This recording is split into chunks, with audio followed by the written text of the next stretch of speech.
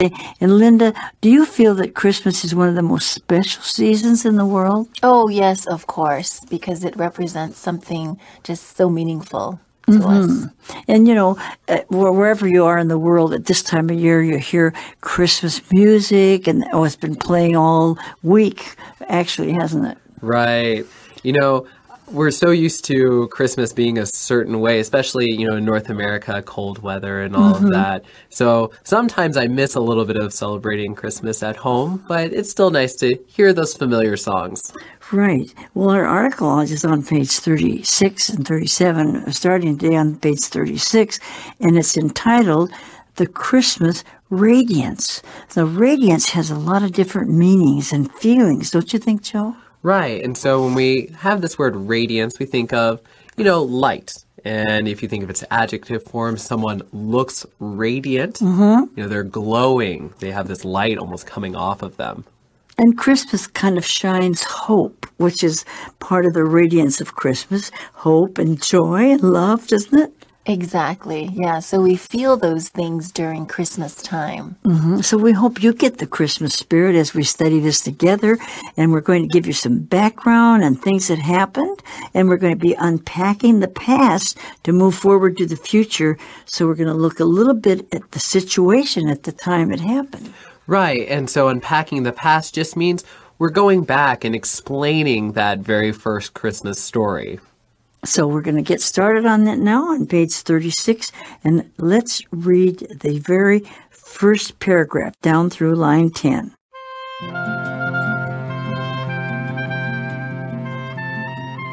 The Christmas Radiance. Unpacking the past to move forward toward the future. The Christmas story is a familiar one for most. A message of hope retold each December is often enacted through nativity scenes and recognized by a surge of fluorescent lights around town. However, for the first century audience and the very first readers of Luke's Gospel in the Bible, the Christmas story was more than a message of hope. Luke's account actually describes a reality predicated on a promise.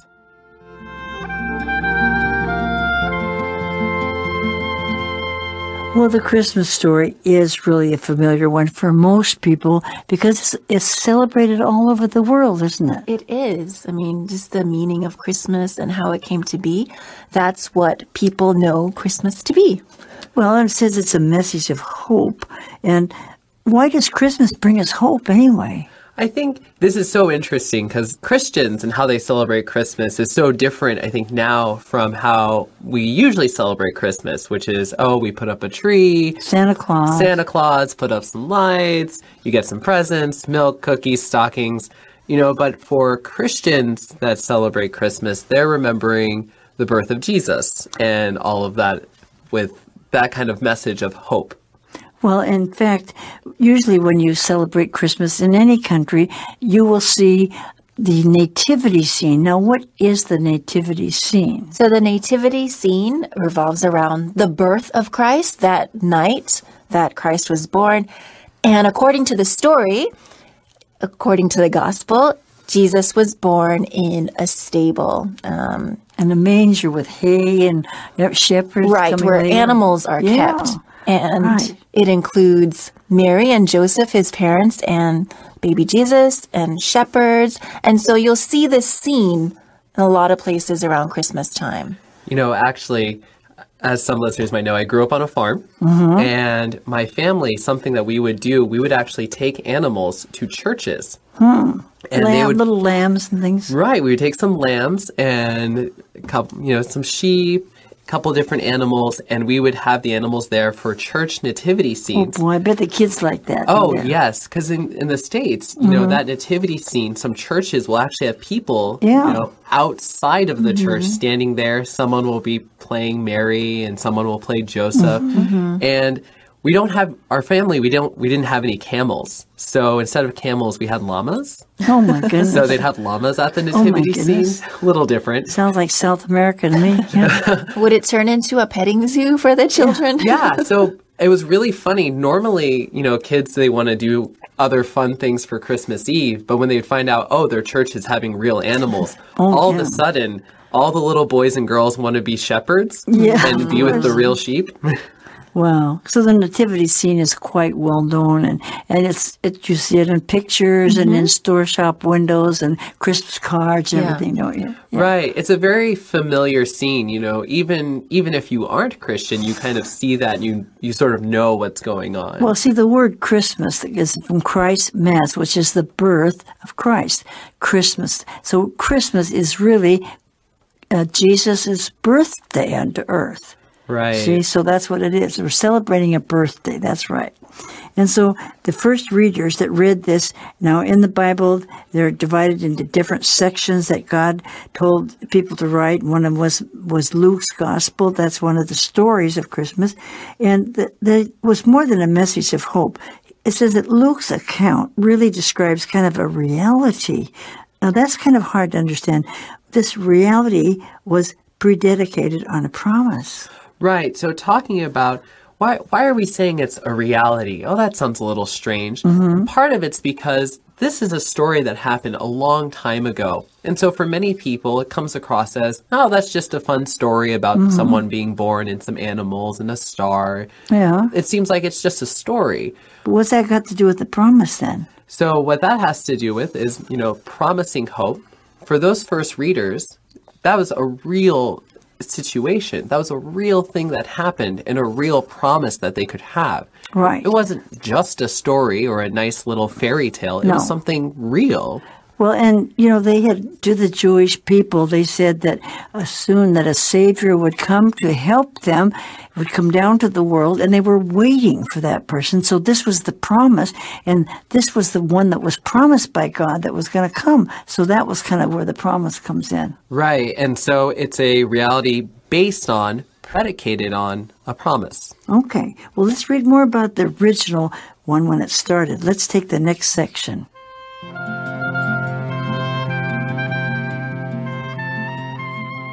Original readers. But who were these first century readers exactly? What circumstances were they facing? And how would these situations impact their hearing of the very first Christmas story? According to some scholars, the account was written around the early to mid-60s of the first century. This was just a few years before some of Luke's original readers would go through a very trying time. In 70 AD and the days following, early Christians were hardly able to stand amid the rubble of a destroyed temple while facing utter rejection from their mother tradition, Judaism, as well as the heavy burdens imposed by the Roman Empire. Cast aside by all of the social structures of their day, these people were experiencing a profound disorientation, asking themselves, is there even a God? Are we alone in this? Is there anything to even live for anymore? Luke is writing toward this reality to encourage a displaced and devastated people who are going through dark times.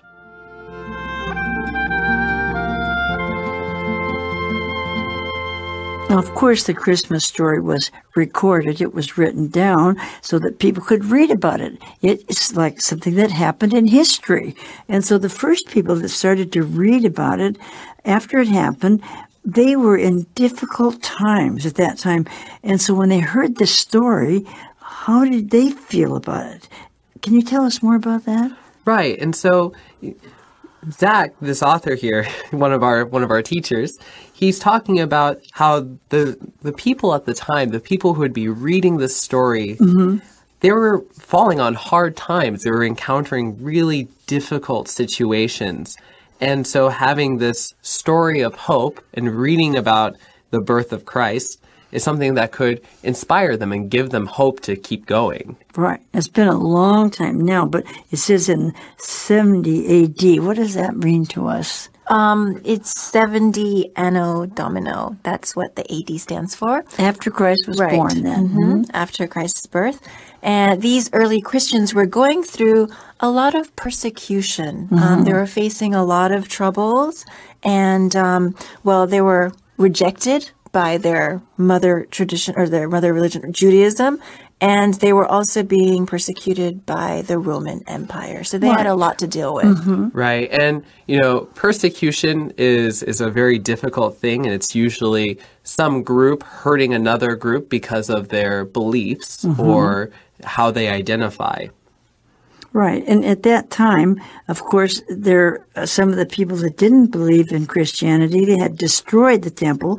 And then some other people, like the regular Jewish people, we call those are the traditional ones, the mother tradition of Judaism, they said, well, Christ is supposed to come down, Jesus will be our Savior, and they thought he would come down like a king and be born in a palace. And so they that can't be, Jesus can't be the one that came down from God because he wouldn't be born in a manger. So some of them didn't believe it either. So even in the first years, people expected someone to come and help them, but they thought he would be born in a palace, didn't they? Right. And so it's such a different kind of expectation. And so you see early Christians just had a really difficult time, both from other Jewish people as well as even the Roman Empire. Right. And so all these social structures of the day of the kind of people who believed that Jesus came from heaven and those that didn't, and the people that didn't believe anything, some people say, is there even a God? Well, it was kind of a confusing time for this story to be told by the first people that heard it. And so for them, they have all these questions, and having Luke writing about this story of hope and kind of giving guidance to those first Christians. And so when Luke wrote this story, he's writing towards this reality that he wants to encourage everybody and say, don't worry about it. Things are hard now, but Jesus came down to bring peace to the world and bring love. So just believe in that. And he was trying to give them that feeling at the very beginning when they first heard about the story of Jesus. Right. And the questions that he poses here, is there even a God? Are we alone in this? Is there anything to even live for? Those are questions that people ask themselves today. So it is still very valid. This story is very valid for modern times. Actually, I think a lot of times, we have kind of classic Christmas movies. I know this is a little bit off topic, but I think of some classic Christmas movies where you have people learn about Christmas hope at a very dark time. Yeah, that's true, yeah. You'll have a main character who's they've lost their job, things are going badly, but then they have sort of that Christmas spirit that we were talking about earlier, or they learn about Christmas and learn about Christ and experience hope. Of course, whenever a baby is born, it's exciting and everything, but this baby that was born was supposed to be called Jesus, and he was bringing hope for the whole world, not just for one family. And he came down from God to tell people how they could go to heaven someday. So it was very special, not just a baby. I mean, a baby born is not going to affect the whole world like right. that. I mean, there are babies born all the time. Yeah, and that's fun. That's exciting. But this baby was very special because he came down as a person. Now, God could have come down, like a big flashing light or something, but he wanted to come down like a man so that he could relate to us, because we don't want to talk to animals and trees and everything else. And he came down as a human being so that he could live with us and talk to us so we could understand him. And that was kind of a sacrifice to come out from heaven and come down to be a baby, wasn't it? Mm-hmm. And so, to be able to have a richer understanding, I think for a lot of our audience, if you don't really have that Western background where you understand what Christmas is, who Christ is, you'll hear the Christmas story and kind of be confused. Why? Like, what? Yeah. Why is this important? Yeah. And so I think an article like this and a conversation like this where we can really understand what is hope, understand who is Christ and why that was important is very important. It's very crucial. Well, that's true, because when Christ came, the most interesting part to me was when the angels came in the sky and they said, peace on earth, goodwill towards men. And, in those days they had no TV. Nobody knew it. And here in the sky, there were angels. And wouldn't that be surprising? And the angels came and they said, peace on earth. Jesus came to bring peace. And everybody wants peace, don't they? Mm-hmm. And, you know, we have so many Christmas songs about that, right? Like I think of Hark the Herald Angels Sing. Right. That kind of music that sort of tells the story of Christmas. That's true, yeah. Yeah, well, it wouldn't hurt to have just a little bit of a Christmas song, don't you think? It's the day before Christmas? Oh, yeah, definitely. Christmas yeah. Eve. Okay. Sure. Well, they brought joy to the world. So this song, everybody seems to know that Christmas song. Joy to the world, the Lord has come from heaven. Let's hear a little bit of that song right now. Joy, can you imagine if angels came down singing joy to the world? Wow, that would be something that people couldn't even imagine. I know we, when it comes to angels, like having that sort of thing happen is so improbable. It's hard to imagine. Right. Well, you know, Luke, and when he wrote about this, and we're going to find out more about that, because they had visitations by angels, and wow, we hear about angels, and we believe in angels, but I don't know if we've ever really seen one, but it would have been great to see one. Mm-hmm. Well, let's read this one about the two responses to this. Okay, are you ready to read on today? Mm-hmm. Yes.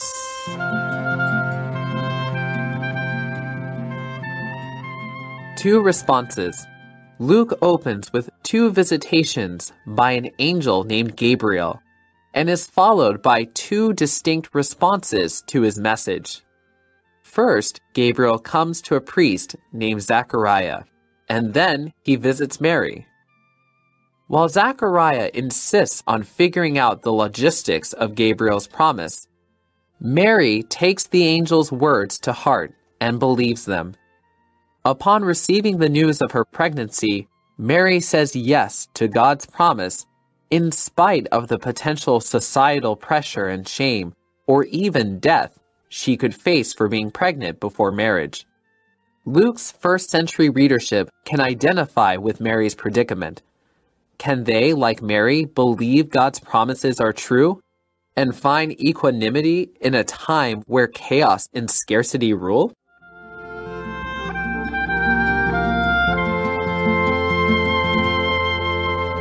Okay, now, you know, we talk about angels and visit by angels. And when Luke was talking about this, he's talking about an angel named Gabriel that came and talked to Mary before this even happened, before Christmas happened.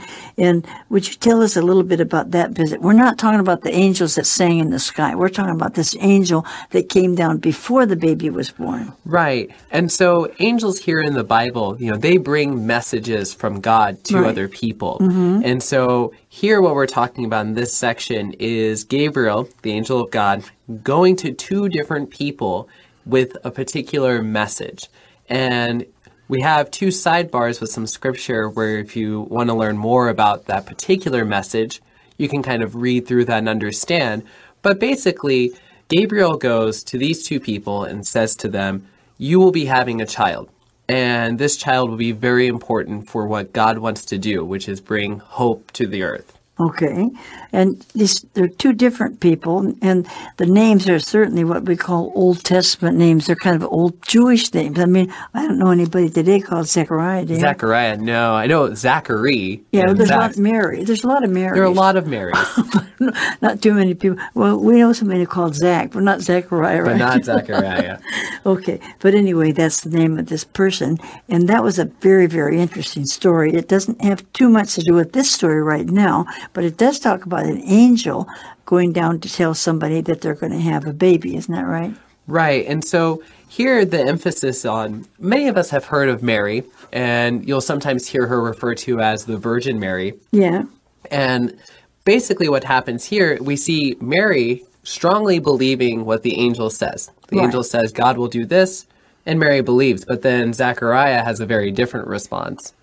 Right, and that's kind of something that happened before, so we won't go into that too much now. You can go ahead and read it yourself if you want to. But the whole thing is that when Mary heard, when the angel said that you are going to have this baby, but it will not be from your husband, it will be from God from heaven.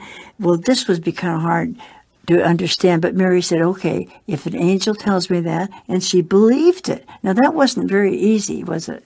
No, not at all. No, she was very trusting. Yeah, because her faith was so strong, and that is why God chose her, because she had this very strong faith. And she was also innocent. There's a certain amount of innocence. Right.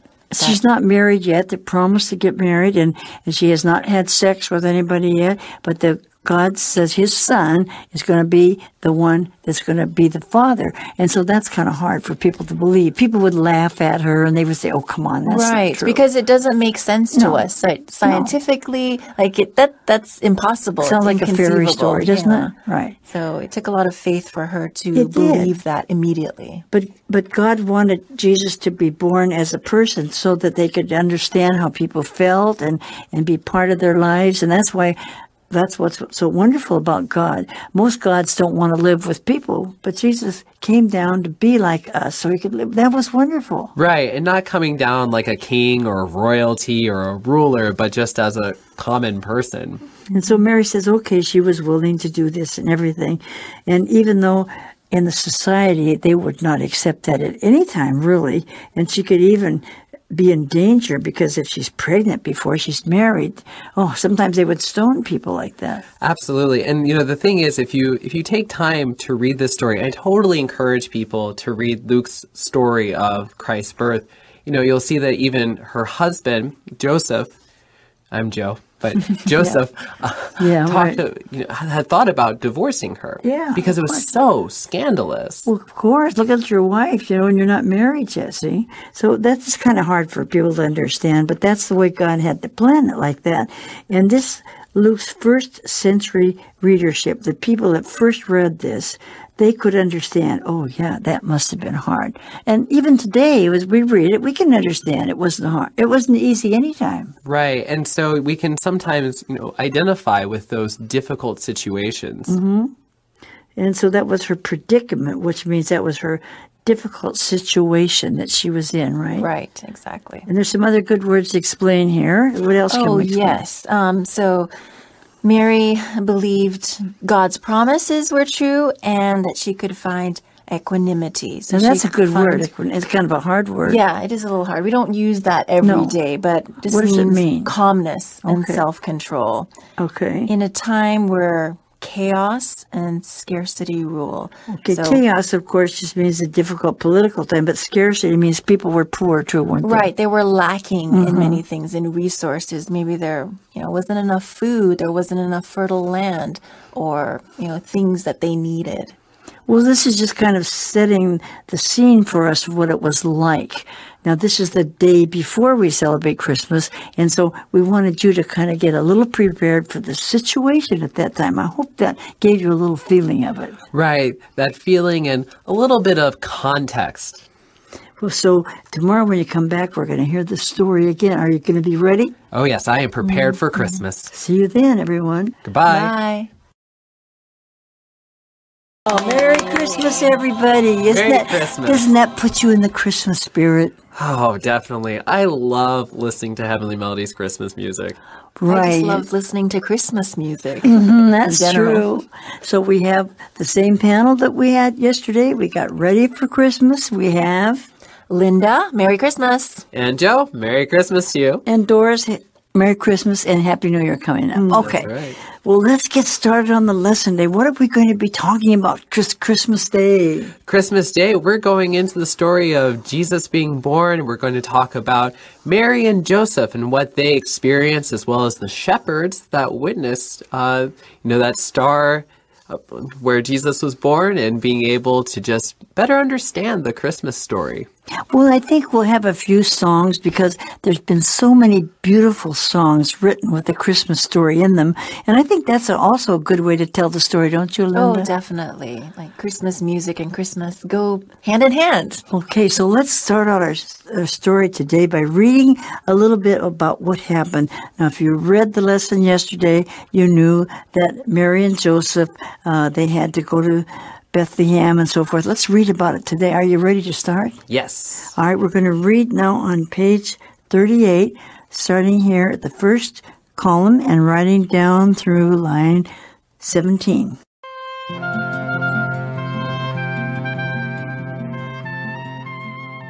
After Mary and Joseph's harrowing journey to Bethlehem, where they are going to take part in a census, the young displaced couple search in vain for shelter. Their lives reek of suspicion and scandal, and they end up having the baby in a manger. For Luke's first-century audience, a birth in a manger, where the animals live, the lowest of low places, means two things. First, from a human perspective, the odds are clearly against Mary, just like the odds are against them. But secondly, Joseph and Mary beat the odds. A Savior is born, and God's promises are true. As the divine light-bearer, Jesus, makes his entrance into the world, all conventional thinking is shattered in an instant. At the same time, good news will be announced to those who, from society's perspective, need it the most.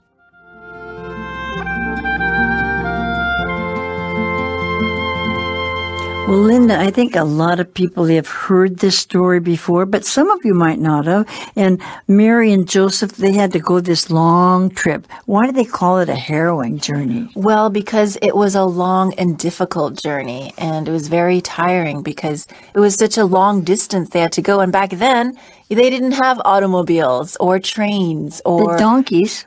They had donkeys, yes, on an animal, but I can't imagine riding on a donkey is very comfortable, especially if you have to go a long distance. Especially if you're pregnant. You can have exactly. a baby. Isn't that true? More so. Well, and they're going to take part in a census, and they had to go from where they were living to their hometown, right? Right. And so here, census, where they're counting the population, and in order to do that, you have to go to where you're originally from, not where you're living at the moment. And of course, everybody then was traveling, and there was no room in these hotels or inns, they called them in those days, and they tried to find a place, but they couldn't find any place. Right. And so they end up having the baby in a manger. Okay. Now they call them a displaced couple, but it's not so much they were displaced, but they were just people who couldn't find a place to stay. That was the main thing, wasn't it? Right. And it's funny, in Christmas time, especially in North America, I feel like this story is still true today. You go traveling somewhere for Christmas and everything's booked. It's hard to find a place to Even stay. the airplanes. Right. Everything. Yeah. Or right. Chinese New Year. Oh, that happened to me one time. I was always. traveling, or actually cycling, and we didn't have a place booked, and everywhere was booked because it was Chinese New Year Well, holiday. that's right. Did On you these end up holidays. in a staple? Yeah. We almost thought we had to sleep in the yard, the schoolyard, but thankfully someone came to our rescue. Be sure and get somebody your from here. reservation in this year early, okay? Yes. But, they looked in vain, which means they couldn't find anything. No matter how much they looked, they couldn't find any place to sleep. And actually, some people probably wondered about them. It says that their lives were reeked of suspicion and scandal. I don't know if people knew too much about them. Because when you're traveling, there's all these people going around, and I don't think everybody knew that much about them. Do you? Yeah, not necessarily. No, not necessarily. But, people knew that she was pregnant, that's for sure. Right, and they're a very young couple. Sure. And so then they ended up by going to a place where the man says, well, I don't have any room, but if you want to, you could sleep out there in the manger. Now, you grew up on a farm, Joe, and I did too. And actually, sometimes we used to sleep out in the barn on the hay. That was kind of fun. Did you ever do that? I did, actually. We'd have all the hay bales. We'd stack them up in the barn. It was and great. we'd tell stories at night and sleep. Did you do that too? Yeah. Oh, it was a lot of fun. So I don't think, staying in a manger would be so bad in that sense. Yeah, but maybe having a baby in a manger. Yeah, that's different. Yeah. It's different for fun staying in a manger, isn't it? And the hay smells pretty good at night. I like hay. But anyway, they found that wasn't a good place to have a baby. That's true. But then they did have their baby, and I'm glad they had a place inside. They had a shelter to have the baby, aren't you? Right. Yeah. At least they had some place to be. They weren't out in the open. Right. But it was a low place to be. Here it's described as the lowest of low places. Right. Nobody would try to go and stay in a place like that, you wouldn't try to book a manger, right? Right. And, yesterday, Doris, you were talking about how Jesus coming was supposed to be in people's mind, coming as a king, coming in a palace. In a palace. But here, Jesus comes in a manger, as Linda was describing, the lowest of low places. And so, Zach, the author here, is talking about how for Luke's audience, they understand that, Mary was in a very rough place. Right. Well, and that's why it says that here, that from a human viewpoint or perspective, the odds were against Mary. I mean, she has no place to have the baby. It's like she's not going to win, right? Right. It's a very difficult situation. But they beat the odds. They got through it anyway, and she had the baby. It worked out okay, and the baby was born. Wow. Right, and it says that God's promises are true. A Savior is born, and God's promises are true. That reminds me of a Christmas carol that Heavenly Melody sings. Let's have one more Christmas carol. What do you think? Yeah, sure. Yeah. There's one called Mary's Boy Child. Let's hear that beautiful, and you feel the Christmas spirit when you hear Christmas songs. Oh, yes, definitely. And, as a divine light bearer, as Jesus came into the world, he said, as the song said, and man will live forevermore because of Christmas Day. What a message. Right. That's such a powerful message, and we often describe it as being good news, good news to all men. And so that really what it says here, this people thinking about what that meant. Your conventional thinking was just a baby, but that's shattered in an instant when you think about the fact that this was not just a baby. This was God's Son who came into the world, and that kind of really shatters your mind to think of it. Right. It's such an amazing, amazing miracle. We use the sort of word to describe Christ coming. Yeah. And the world really needed that, didn't they? Oh, yes, and especially to whom he appeared to the first time, or the people who saw him first. They really needed hope. Right, and so one of the things we're going to be talking about are some of the first few people to visit Jesus, which were the shepherds. That's true, right. And the shepherds, how did the shepherds know where to go? Remember? What did we say yesterday? There was a star in the sky and an angel who directed them to the place of Jesus' birth. And the announcement was made to the shepherds by the angel, because they didn't know what was going on. They didn't know about what the star was for, but they said, to you is born this day in the city of David a Savior, Christ the Lord. Isn't that's what the angel said in the sky? Wow, wouldn't that have been great to be there and hear the angel say that? Right, such an exciting moment. And the idea that, again, Jesus being born in a manger, and the first people who get to see it aren't the up and in, people who have a lot of power, but shepherds, kind of people that are a little lower in society and out in the wilderness. Well, sometimes people think about shepherds as maybe more uneducated and so forth, because probably they weren't the ones that were the lawyers in town and the tax collectors and all. And actually, in our article here, the next day, they're saying something here in the next paragraph about the scoundrels. And I'm not sure that all of the shepherds were really scoundrels. Maybe some of them were. A scoundrel is kind of a person that's kind of like a lil mong, right? Right. Untrustworthy, maybe a dubious character. But maybe they had this reputation. Not that they were, scoundrels, but maybe they were seen to some people as scoundrels. Yeah, what do you think?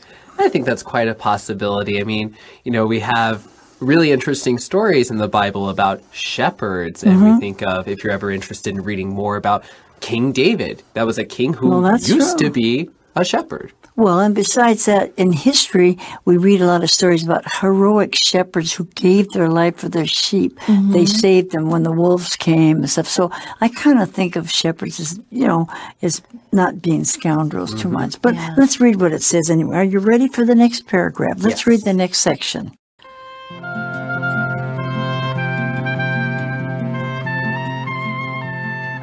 The scoundrels. Later in Luke's gospel, readers come across a dispossessed people who have lost their societal privilege, the shepherds. During the first century, the image of the shepherd is bleak. Shepherds were removed from polite society because they went against general social expectations and, as a result, were left spending their days among unclean sheep. And yet, as an angel comes to announce Jesus' birth, among these scoundrels, in the depths of the night, a radiance is born. Luke's gospel reaches its climax here, reminding the readers that the only place a great radiance can be born is in the depths of darkness.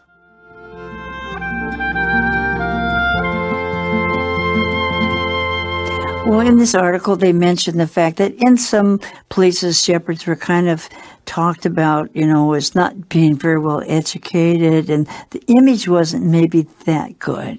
Right. Maybe they were outcasts in society because they were out there. Not all of them, probably. Well, yeah. Maybe at this time, they were seen as less. But nowadays, we have a more positive view of shepherds, I think. Well, right. Because they can talk about protectors. Jesus being the shepherd, taking care of us, right? Exactly. Yeah, so the good shepherd, right. A good image of shepherds. Right, and so I think that's why the sentence here, that during the first century, the image of the shepherd is bleak, not very hopeful. Whereas now, when we say shepherd, a lot of us think of a very positive image. Right. Well, we think of mentors, people that take care of other people. Right, you shepherd like shepherds, people. Right. Mm-hmm. And so we think about the good shepherds and so forth. But anyway, the angels announced that Jesus was born to these shepherds.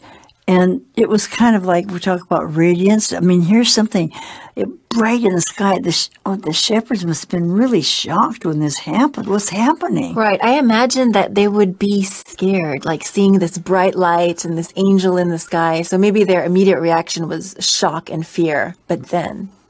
Right, but then to have such an amazing announcement of, don't be afraid, there's actually something incredible happening and you get to be a part of this moment. Well, that's true. And so that was where the radiance came. At that time, there was this light in the sky and the voices and singing good news. And wow, that would have been great. It's too bad they didn't have TV to capture that. I know, couldn't record it. But maybe someday we'll get to hear the angels again. I hope so. Because they came down to bring the good news that man shall live forevermore because of Christmas Day. So actually, we can have our own shepherd in a sense. What do you think? That's right. And so we're going to be reading a little bit more about this as we continue talking about our shepherd friends.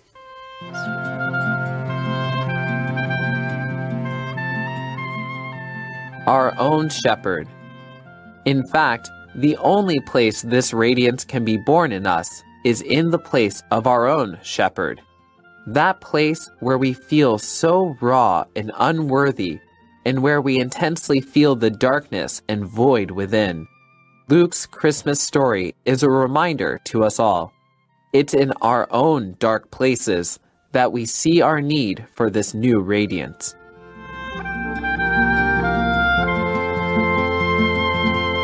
Well, in the earlier paragraph, the last sentence, we read that the only place a great radiance can be born is in the depths of darkness. And that is true because a light, no matter how dull or bright it is, it always seems more radiant and brighter when it's in a dark place. Well, that's true. They say, the candle shines brighter when it's in the dark. And, actually, in a lot of churches, when they celebrate Christmas, they'll have a candlelight service. That's right. That's always so wonderful. Yeah. And you think of a candle, it's so small, but they shut off all the lights in the church and they light up that candle and it just shines really brightly surrounded by all that darkness. Well, there's a lot of people in the world today that kind of seem that they don't have hope. I read about homeless people in America and other countries, and some people are worried about the future. So in a sense, there's a lot of darkness in the world, and we need something to shine to kind of take care of the worries that we have in our life. And I think this idea of Christmas lights this hope in everybody, no matter what their situation. Right. And so no matter how dark or how bad a situation seems, there's a very definite light that can shine hope into that situation. And I think that can be an encouragement to all of our listeners, especially on Christmas Day. Exactly. We always have hope. And the birth of Christ, we're reminded every year, and we can say every day, right, that it's a source of hope for us. Right. We all have our own dark places, and the world certainly has a lot of them, but then we see the need for this. But if we look to the fact that Jesus came down to tell us some wonderful news, that he has prepared a place in heaven for us, and we can go there, wow, that takes away that darkness and it gives us a hope for the future. That Doesn't it it? does. Yeah. So I think that's the main thing about Christmas is knowing that Jesus came into the world to give us peace and joy and hope. And we can't live without these things. No, we cannot. So I think in closing, we can think about that as we hear Christmas songs and you hear music, we hear the bells. We're going to end up with a Christmas carol. I heard the bells on Christmas Day. And remember what the carols sing, the news that Jesus came into the world to give us hope and peace and love. Isn't that wonderful? That is. Yes. So let's listen to this last song about I Heard the Bells of Christmas Day.